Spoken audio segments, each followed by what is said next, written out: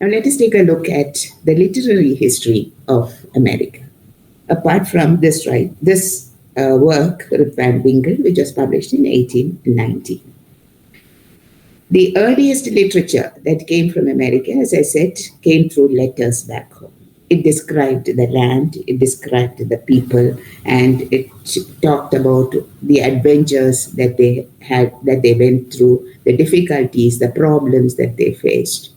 These letters eventually gave place to writings about the plantations that they were developing. And William Bradford wrote about of Plymouth Plantation, where, and many others also wrote in the same way of the plantations, of what they were doing on the plantations and where it was located, and the dangers that they had to overcome in order to make these plantations.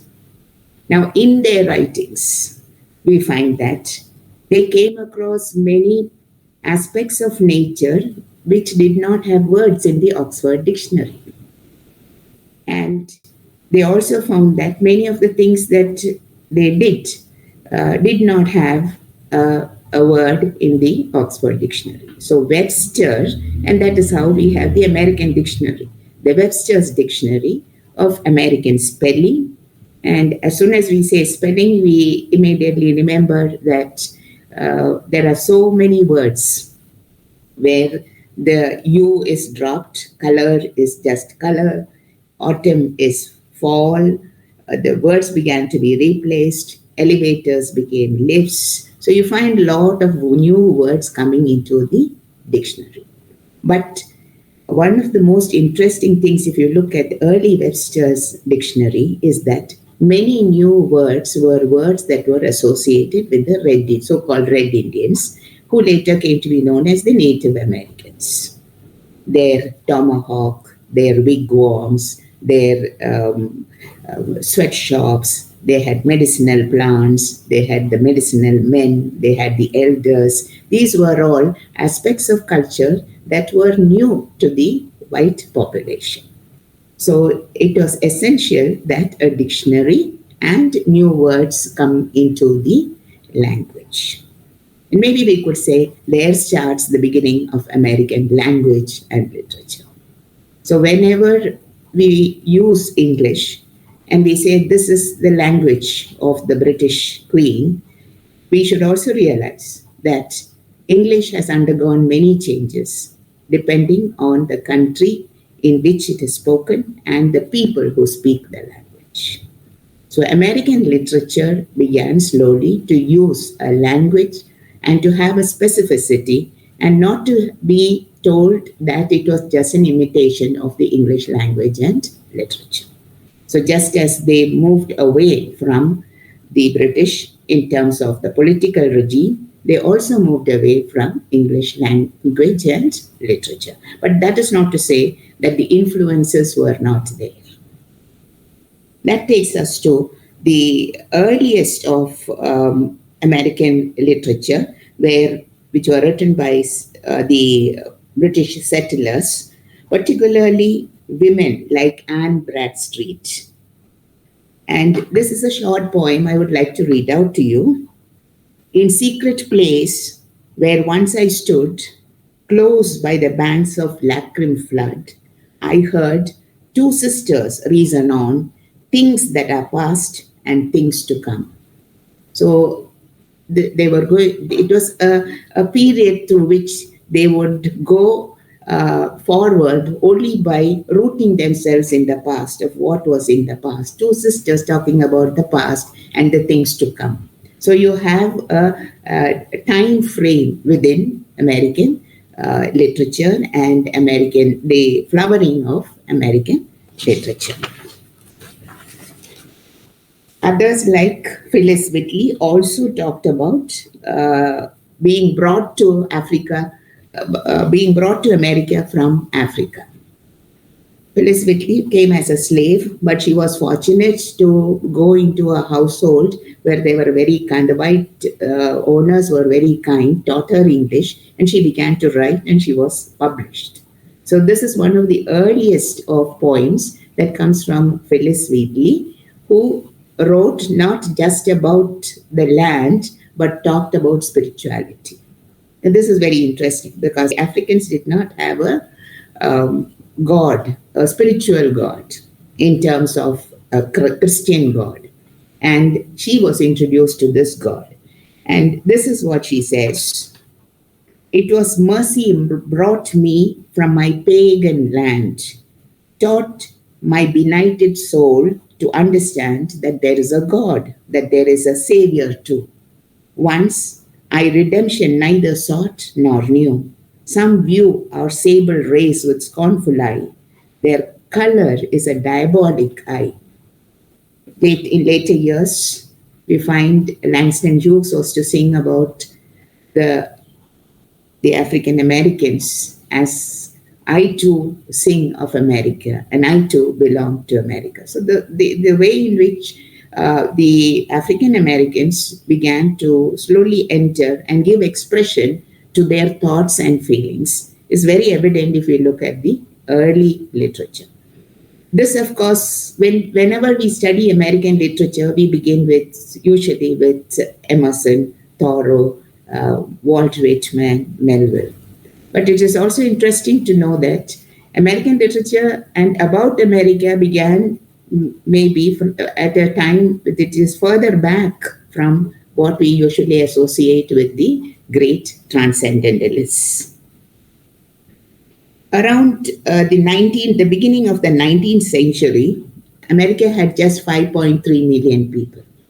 So when we look at the population of America today, which is about 34 crore, you will realize how the population has grown. From 5.3 million people in 19th century literary renaissance in 1800 to the 34 crore people that we have today. So it's a settler colony. People immigrate to this land, settle down, and become part of the land. I wouldn't say they become one with the land. They do not melt into the melting pot of America, but rather they merge into the salad bowl of America.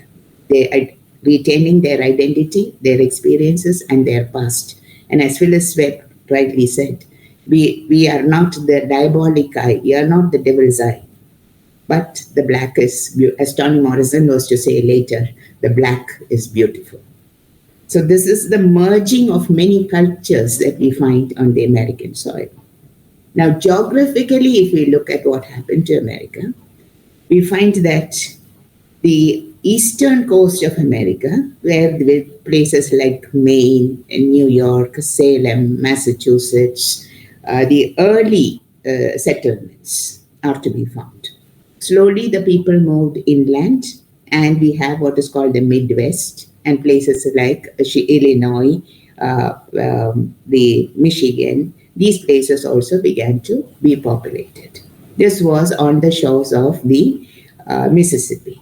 And to the south of Boston and Salem and Illinois, we had Georgia, places like Georgia, Florida. So these were also places that contributed to the economy of the nation through their big plantations where the Africans worked in large numbers. The South was mostly a place where there were many blacks because they needed to work. They needed labor on the plantations, which eventually, as we know, in 1861, through the Civil War, that Abraham Lincoln was able to liberate. But before we go into the Civil War of America during the 1861, let's go back a little to the beginnings of 1800. A seminal point in American literature, I would say, is 1850s, because it was in 1851 that Emerson began to publish his essays on Transcendentalism. Walt Whitman published his poems, his collection of poems, which was called Leaves of Grass. Hawthorne was publishing his Scarlet Letter, the Scarlet Letter. Melville was publishing classics like Moby Dick. So the 1850s is, I would say, a fermentation point of American literature, when true American contexts, situations, culture, expressions began to slowly mold and find expression through what we call the group of poets and essayists and novelists as transcendentalists. Now, what is transcendentalism? We know that the beginnings of the 19th century saw Romanticism in England. And we also know that Romanticism was a movement that tried to take the individual back to nature, a closeness to nature. Remember Wordsworth, Coleridge, Keats, Shelley, to find a joy in the little things of nature, to look at nature very closely, to put man at the center of the universe, to psychologically explore his feelings and become involved with the people and the society around them. So these are all expressions that perhaps until the 19th century had not found its central place. So when Transcendentalism as a movement, and they called it the Transcendental Club, to which all these great figures in America belonged, they brought together the notion of what we would call Transcendentalism. And as the term rightly denotes, it's a transcending of the individual to embrace the universe, to become one with the universe. And in the essay Over Soul, Emerson talks about Ralph Waldo Emerson, his full name, talks about how the oversoul, it's almost like the Brahma with which you unite, and as a divine force within every individual, and to say that there is divinity in every individual. This is a sharp contrast, as you see, from the notion of the sinner, the man as sinner, to the man as placing in himself a divinity that is part of the universe, part of the world around them. In his seminal essay, Self-Reliance and Oversoul, we find Emerson explicating this notion of Romanticism, of the divinity of the individual, the relationship with the universe, and the love of nature. In the essay Self-Reliance, he also talks about consistency as the hobgoblin of little minds. In other words, he's telling us we need to change. Every day, every year in our lives brings in changes. So our thinking also undergoes a process of change. It is not, no human being is static in his thoughts. So when you say consistency is the hobgoblin of little minds, Emerson was also trying to say, get out of this consistency and begin to think for a better future, for a greater change, for making America better than what it is. The devout disciples of Ralph Waldo Emerson was David Thoreau. And Thoreau wrote Waldo and Civil Disobedience. He was a transcendentalist who tried to put into practice what Emerson was preaching about closeness with nature and finding a communion with nature and speaking to nature, because it is only nature that can heal you and nature that can bring you the greatest joy. So Walden Pond is a recreation of this closeness with nature. So the Transcendental Club, in the writings of Emerson and Thoreau, Emerson also wrote poems like Nature. We find that this closeness to nature is something that is emphasized throughout. This was also a way of trying to go back to a society which had temporarily tried to focus its attention too much on spirituality. So there was a movement away from the ordained spirituality to a natural spirituality and to an individual dream and independence.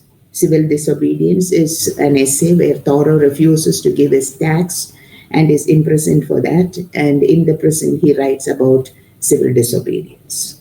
You do not pay tax for something that you do not believe in. So this notion of trying to listen to the dictates of your own conscience and doing things right from the dictates of your conscience became a central theme among the Transcendentalists. This notion of the individual and the placing of the individual at the center became the text for the novelists Hawthorne and Melville. But before we come to Hawthorne and Melville, I would like to talk about Walt Whitman. Walt Whitman's seminal work is Leaves of Grass, which he published in 1855. There were subsequent editions to this volume, Leaves of Grass, but he continued to call it Leaves of Grass.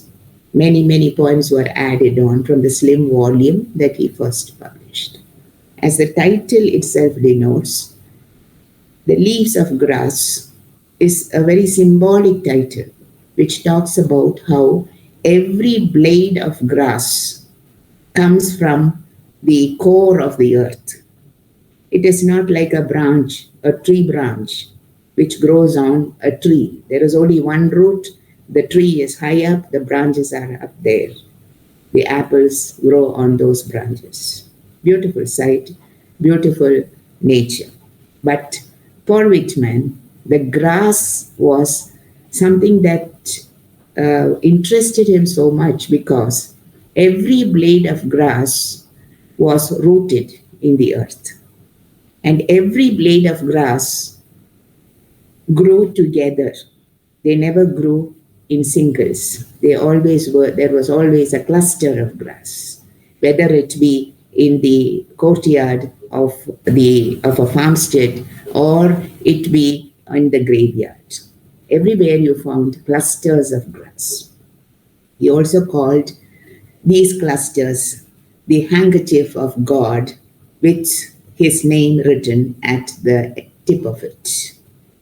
A very beautiful image of how God throws down his handkerchief to form the grass. And the grass, the poems in the grass, is actually an attempt to look at the individual as well as everyone, what he calls the en masse. The Song of Myself, which is his most seminal work, talks about not just himself, but the whole of America. Very interesting piece because when he says, oneself I sing, he sings not about himself, but collectively, like the grass. He sings of all his people. And the listing that you find in the Song of Myself of all the occupations that the Americans indulged in, like the carpenter, the plumber, the pipeliner, every single person who contributed to the well-being of the individual through the little jobs that they did became central in his poem. So this I always see as the dignity of labor that is the essence of American life. In our land today, we know that we call them white-collar jobs, blue-collar jobs. But as early as the 1850s, Walt Whitman was talking about the dignity of labor. And I think it is this notion that has perpetuated into the consciousness of every individual. Whatever job they do it with dignity because they believe in the dignity of any job that anyone does. Whitman was not just a philosopher in that sense. He was also a writer who was very poetic and who could, in fact, plumb the depths of human psychology and human emotions. Whitman's very famous poem, Out of the Cradle Endlessly Rocking, is an attempt to recreate his childhood on Long Island, where he watches two birds happily singing together, and suddenly one day one of the birds disappears, and the lone bird keeps on calling pathetically for the missing bird to return. And there, the consciousness of death as a part of life gets addressed. Even in his poem, When Lilacs Last in the Dooryard Bloomed, talks about love, heart-shaped leaves, and the purple lilacs that bloom very close to one's dooryard, which gives us the essence of nature. Is a poem that talks about Abraham Lincoln's death and the long carriage of the body from Illinois to his homestead. So you find where Whitman is talking about the large population of America and trying to see them as one. The en masse is both me and you. The body and the soul are not different from one another. So a very philosophical poet, writing in free verse, breaking away from the metrical, rhythmical patterns that we find in Romanticism sometimes. The various genres that were used becomes adapted and becomes a new vision for a poet like Walt Whitman. I would like to talk about Emily Dickinson. Emily Dickinson also wrote about the time that Walt Whitman was writing, but she wrote very differently. She did not write long poems like Whitman. She wrote very short poems. None of her poems were published during her lifetime, apart from a few poems that were published almost the year of her death. All her poems were published posthumously, and they were found in drawers and in cupboards, and they were unearthed. She was called the Nun of Amherst. She lived a very secluded life, unlike Whitman. She also tried to explore not just herself, but she was talking about very philosophical issues like life, death, regeneration. But there is a playful attitude in her poems. Very short poems, use of figurative language very effectively, the punctuation, very different from what we find in a lot of other poets. A metaphysical poetry that finds an affiliation with the metaphysical poets back home, like Donne and Herbert. But this extreme preoccupation with life and death seems to run through her works also. At this point, I would like to tell you that whenever we read literature, when we are trying to understand literature, it is always useful to relate it to their lives. What happened to them? We know about a little bit of biography about them, and we are able to see it as an expression of what they feel and tell us. It is also very essential to look at it from a very structural point of view, to see it as a compendium of graphics, of words on a written page, and how they have been able to order these words in order to give us meaning from those words. The use of various figures of speech, how color gets used, how emotions gets used in a poem. These are all part of what we would call a new critical attitude of trying to understand the poem for what it is and not to relate it to what has happened in the life of the poet. The third is, of course, the psychological interpretation.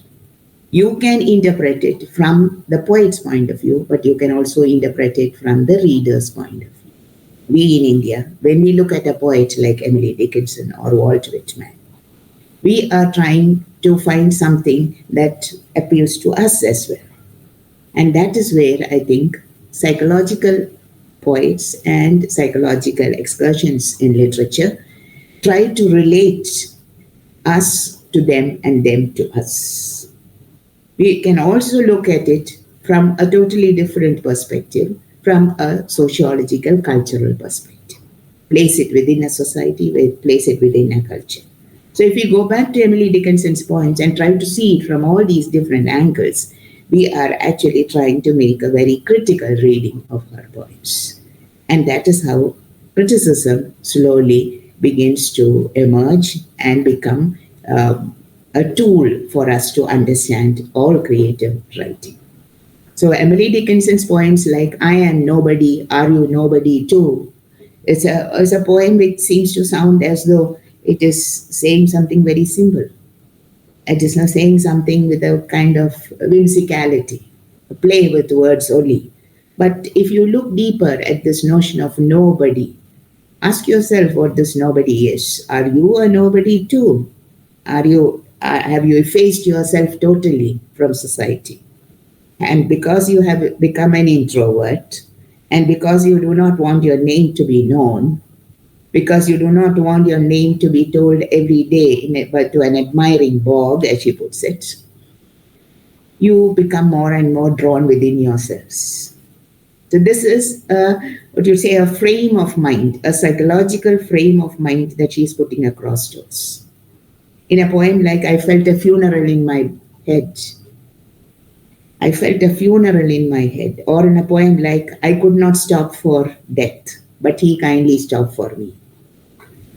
So poems like these seem to really, should really stir us out of our complacency and not read it as a poem that is being written by somebody there in America, about a life in America, about a person who lived a very cloistered life and who did not travel extensively as some other writers would do.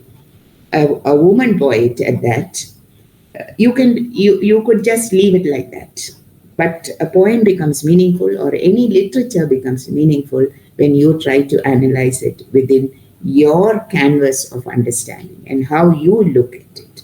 So if America has produced writers like Walt Whitman, Emerson, Thoreau, Melville, Emily Dickinson, of course, the one woman who stands among all these great figures, and she has been able to hold her own. And so when there is something in her poetry that transcends time and appeals to every reader. So poetry is something that takes us beyond time.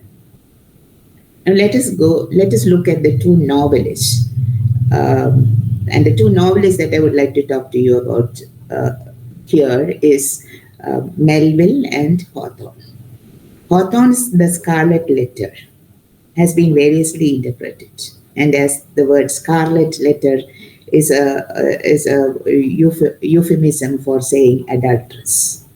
And this euphemism of adultery, towards the end of the novel, we see begins to assume different dimensions, and we begin to see it as a very a novel that tries to show that the adultery that was practiced and that was part of the witch hunt of America during the early 1600s and 1700s, and which gets represented in this novel, The Scarlet Letter, is something that will lead you to question this notion of adultery.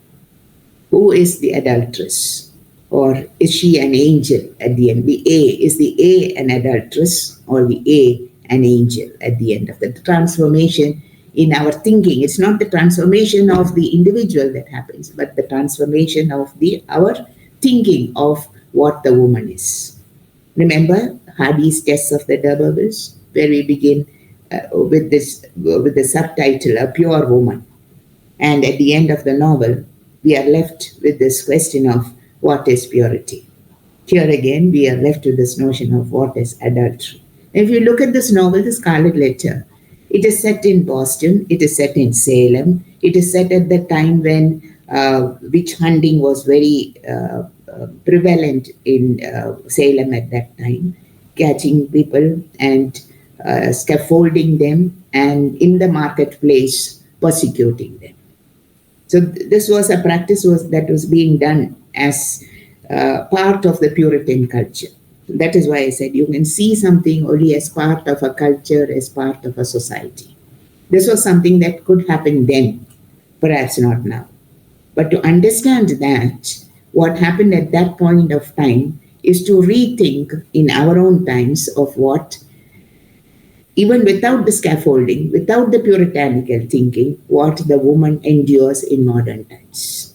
So this is what we would call the classics of literature, which makes us take it beyond a particular time frame and make it for all ages.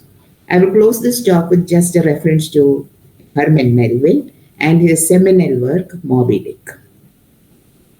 Moby Dick, as you know, is a white whale, and the hunter of the white whale is Captain Ahab, and the ship that he travels in is Pequod. And the lone survivor who comes back to tell us the tale begins the tale saying, "Call me Ishmael." And he begins to narrate the story of what happens to the Pequod, the ship, captained by Captain Ahab, who has lost a leg to the white whale in one of his earlier episodes, when he one of his earlier seafaring adventures, when he had gone out to whale trade. Now, here what is interesting is that this is not just a story about whale trading. There's a lot of the story. The novel is voluminous. It has pages and pages of what whale trading is, how the oil is pressed from the whales and how it is brought back and what is done to it. So there's a lot of what you'd say graphic, factual details merged into the text. Now, why is Moby Dick still very popular, still a classic? And if you go back to the novel, what one finds is that Moby Dick is a white whale and has been given a name. And it is also the apex of the mountain that you can reach in your journey. So it's not an easy journey. It's a very tough journey. Today, when we look at what the apex to which America, the US, has reached, we will realize that is that dream of going forward that is encased in this novel of the Moby Dick. It's a novel about the American aggrandizement, the notion that America is better than all others, the notion that American can do anything. America is a nation that does not just have a dream, but also works hard to achieve that dream. A few days back, we saw a few people going up into space to have a look at space and come back. The first of those spaceships that carried civilians on an adventurous journey and brought them back. It is not just sending a satellite or even sending a spaceship into space to record things. It's humans who travel and civilians who can travel now. So if you look at Moby Dick in the context of what was then, and Moby Dick, as I said, was published almost during the same time in 1850s and in 1851 or 52. And Moby Dick was a novel that talked about the whaling industry of an island called Nantucket and the ship which was called Pequod. Now, this island of Nantucket actually lived with the whaling industry, found its economy was rooted in whale trading. So Nantucket is something that was already there. Whaling was something that was already there in the American life. And very interestingly, this is something that I recently found. The Pequod, he names the ship Pequod. The Pequod was actually a tribe of America in the past. And they were very adventurous people. So this ship actually takes off from this notion of the Pequod tribe of adventure. And the ship itself is symbolic of an adventurous icon. And within the ship, you have a more adventurous American. And this American going out into the interiors of the sea to hunt for the white whale, knowing that he may meet with his death when he hunts for the white whale. And there are other ships that are coming back, and there are specific references to French ships coming back, Dutch ships coming back, because they have sighted the Moby Dick and they do not want to go further. But the American ship goes forward. So that again gives, so when you read Moby Dick, it is not just a tale about shipping. It's not just a tale of going for hunting for Moby Dick, but it has layers of meaning that relate not just to the times in which it was written, but also relates to the times in which we live today. The notion of the American as a self-made man. So as early as the 1850s, through the writings of Whitman, through the writings of Emily Dickinson, Hawthorne, Melville, we begin to realize that here is a nation that is slowly beginning to find its identity and to find its journey or its path to move forward. These can be read just as romantic excursions, but they are very realistic at the core. They are very, if you make a psychological reading, they really appeal to our sense of understanding what has made America what it is today. So thank you for listening to me. And at this point, with the 1850s, I close. I will go on with the next group of writers in the next session. Thank you.